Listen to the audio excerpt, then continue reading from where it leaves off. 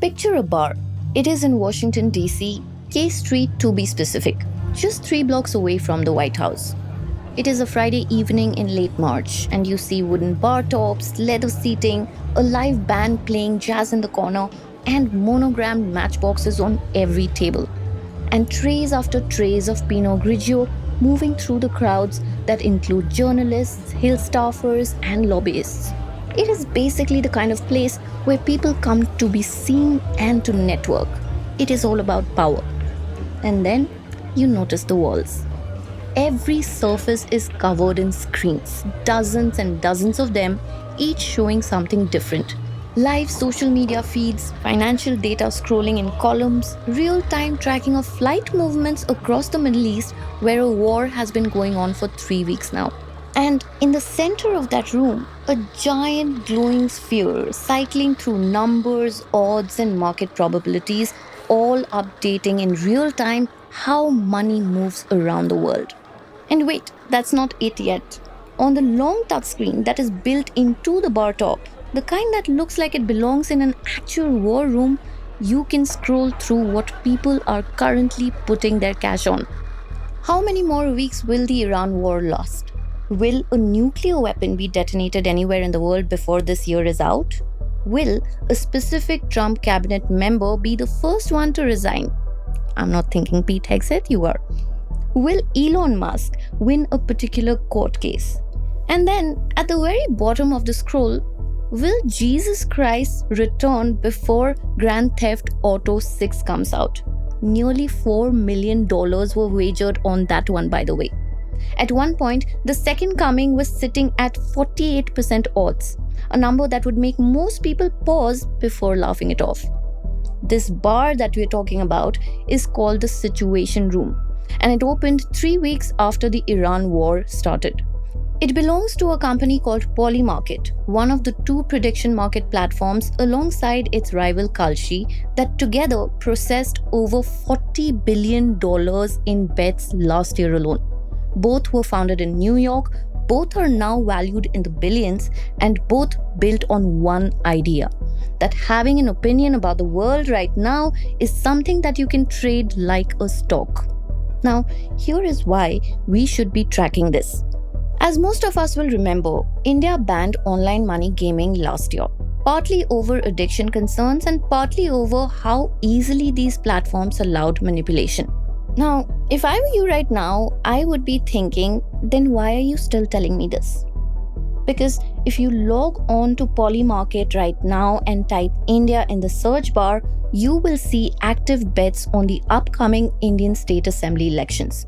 There were also bets on the 2024 general election.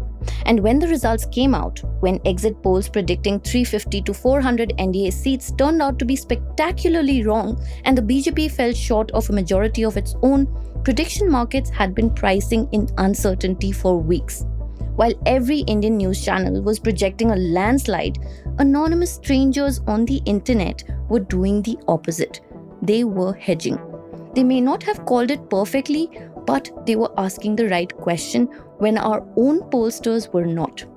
This is either a remarkable advertisement for the wisdom of the crowds or a sign of something far more unsettling about who actually has information and what they choose to do with it. In our post-truth world that is drowning in opinions, somebody decided that the solution was to put a price on them. Whether that makes them more true or just more expensive is what we're going to find out today. Welcome to Daybreak, a business podcast from the Ken. I'm your host Nigdha Sharma, and I don't chase the news cycle. Instead, every day of the week, my colleague Rachel Varghese and I will come to you with one business story that is worth understanding and worth your time. Today is Friday, the 3rd of April.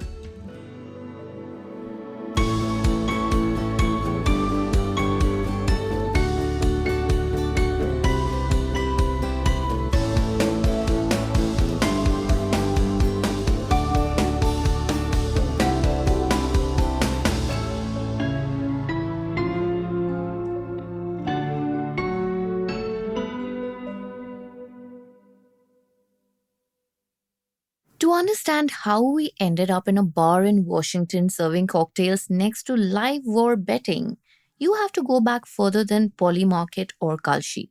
You have to go back to a man named Robin Hanson. Hanson is an economist at George Mason University. And depending on who you ask, either the godfather of prediction markets or the man who spent 3 decades watching the world resist his best idea. Since 1988, he has been arguing that markets, not experts, are the most reliable way to surface the truth. And his theory is simple. When people put their own money on the line, they stop performing and start thinking. They have skin in the game, and the incentive to be right overwhelms the incentive to sound smart. In 2001, the US government actually gave him a chance to prove it. DARPA, or the Pentagon's Blue Sky Research Arm, funded a project Hansen helped design called the Policy Analysis Market. The plan was to build a prediction market focused on geopolitical events across 8 Middle Eastern countries. The idea was that people with real intelligence, real expertise, and real stakes could aggregate better forecasts than any single analyst. It lasted 2 years. In July 2003, two US senators held a press conference and declared the project a terror market. They said that it was a platform where people could profit from predicting assassinations and attacks. The Secretary of Defense killed it the following morning. As Hansen later recalled, nobody from the Congress asked him a single question about whether the accusations were accurate. But it did not matter because the optics were fatal. The project died, but the idea didn't. Fast forward to 2016. A young MIT student named Tariq Mansoor is interning at Goldman Sachs, where a client asks his team to find a way to hedge against Brexit. They built a complicated web of financial instruments, proxies, correlations, guesswork, and Mansoor thinks, well, this is absurd. Why can't they just bet on the event itself? 2 years later, he and his classmate Luana Lopez Lara co founded Kalshi. The name means everything in Arabic, and they meant it literally. Mansoor's pitch is almost philosophical. He told Bloomberg that prediction markets, and I'm quoting, take debate from the realm of subjective emotion to the realm of objective math. And that is why it ends up being a little bit more truthful. His co-founder Lara was more blunt. She called betting on your beliefs a tax on bullshit. Meanwhile, in 2020, a 23-year-old NYU dropout named Shane Copeland was building something familiar from what he has described his bathroom office. Copeland was steeped in crypto culture, drawn to the idea that decentralized anonymous markets are more honest than institutions. He called this platform Polymarket. And his pitch, as he told it to Bloomberg, is that it is a guide for when you're thinking about the world, you're thinking about the government, and you're thinking about micro trends and headwinds that could impact your life. Now, both companies spent the next few years fighting the regulators in the US. The Biden administration was, in Mansoor's own words, as hostile as it gets. In fact, Kalshi even went ahead and sued the CFTC, which is the Federal Derivatives Regulator, and won the case in 2024. The FBI raided Copeland's apartment in late 2024. And then Donald Trump won the election and everything changed. Trump Jr. joined both the platforms as advisor and investor. Federal hostility completely evaporated. Partnerships with CNN, CNBC, and Dow Jones followed. The parent company of the New York Stock Exchange invested $2 billion in Polymarket. Goldman Sachs CEO David Solomon said that he had a team looking into them. The day that $2 billion deal was announced, Copeland posted on X, and the post tells you everything about how he sees what he's built. He said, and I'm quoting, I knew we were entering an era where ways to find truth would matter more than ever, and Polymarket could play a critical role in that. After all, nothing is more valuable than the truth. Bloomberg Businessweek, which has tracked these platforms more closely than almost anyone, reported all of this in a March 2026 cover story. And they noted the contradictions sitting at the heart of this. From a bathroom office and a Goldman intern's frustration, two companies had built what their founders genuinely believe is a truth machine for the modern world. And yet, Bloomberg noted, their relationship with truth is pretty complicated. The markets can be vulnerable to manipulation, insider trading, and other shenanigans. In many cases, they even influence reality as much as they reflect it. Robert Hansen, the man whose idea started all of this, says that he is worried. Not about whether prediction markets will succeed, but about whether the world is ready for what happens when they do. Which brings us to the next part of the story where the money gets big and the bets get kinda dark. Stay tuned. Hey, it's Brady here. You might have heard my voice on one of our other podcasts, Zero Shot, but I do other things for the Ken too. One of those things is helping with our live events. The Ken has organized 4 of these so far on careers, wealth, health, and the way products are built in the age of AI. And we have more slated for this year. Right now, we're looking for someone who can become our first events manager. I see this person as someone who will have a really big impact simply because you will pull together so many functions. You'll work with me, our moderators, our growth team, and you'll tap into our editorial expertise as well. We already run events and discussions that go deep into any topic we choose, and you'll help us go even deeper by inviting great panelists to come on board, shape the content, and basically make every conversation unmissable. And I gotta say, I learn a lot of new things every time we host an event because the guests who join us are as high profile as they get. They're doers, they're operators, they're great investors, and they're all leaders who are highly respected in tech and business circles. If this sounds like something for you, check out the job description. The link is in the show notes, or share that link with someone who you think would thrive with us. Thanks.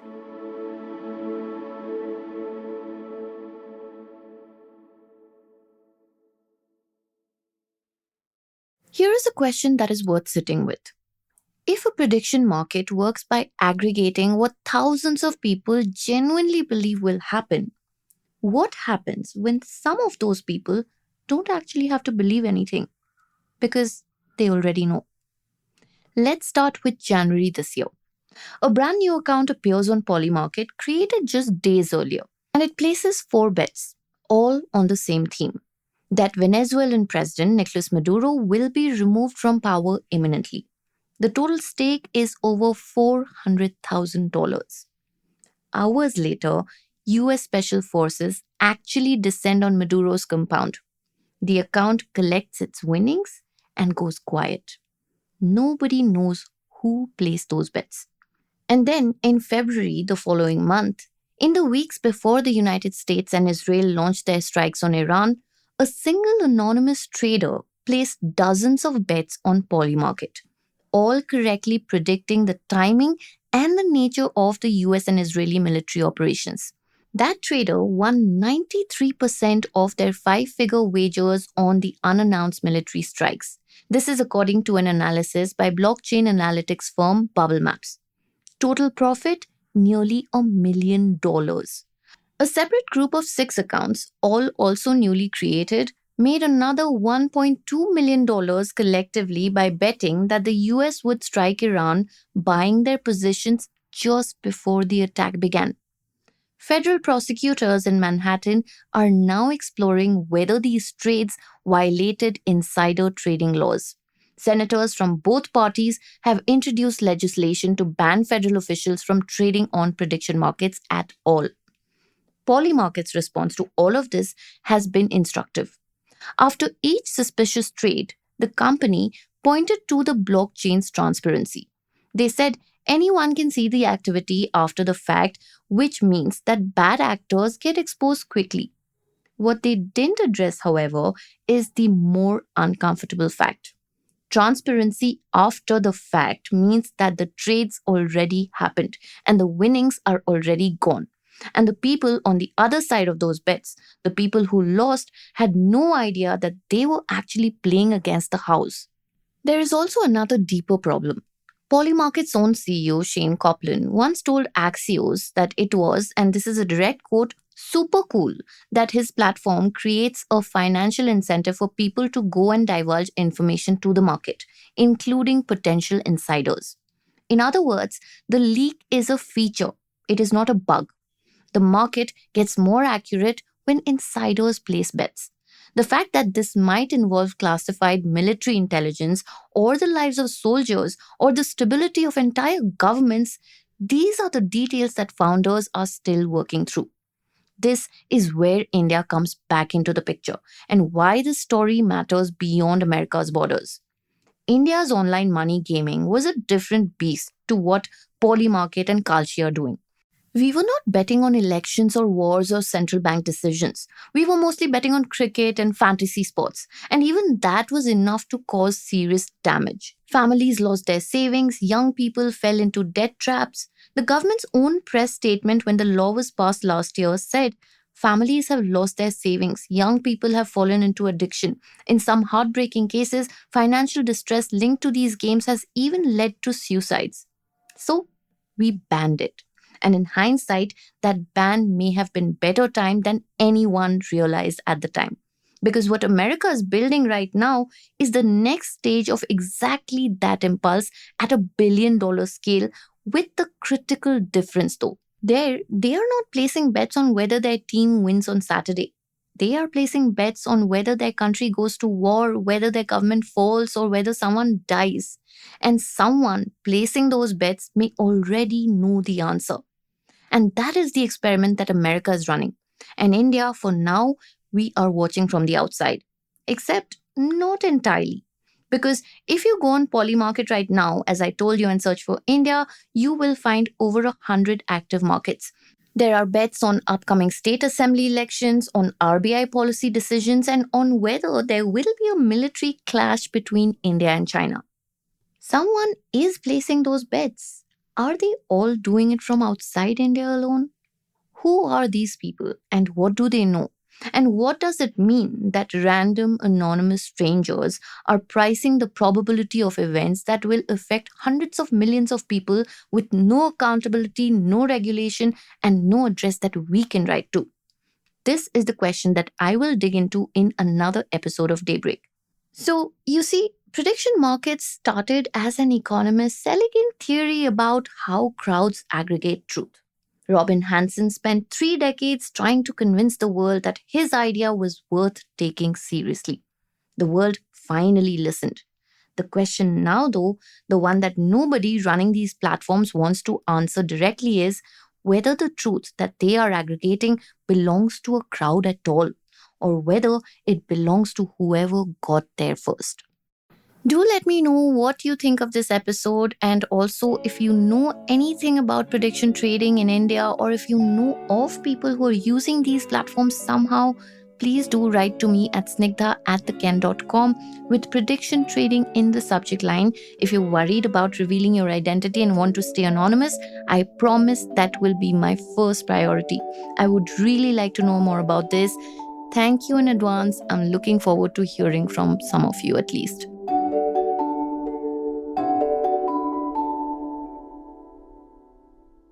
Daybreak is produced from the newsroom of The Ken, India's first subscriber-focused business news platform. What you're listening to is just a small sample of our subscriber-only offerings, and a full subscription offers daily, long-form feature stories, newsletters, and a whole bunch of premium podcasts. To subscribe, head to theken.com and click on the red subscribe button on the top of the website. Today's episode was hosted and produced by my colleague Snigdha Sharma and edited by Rajiv CN.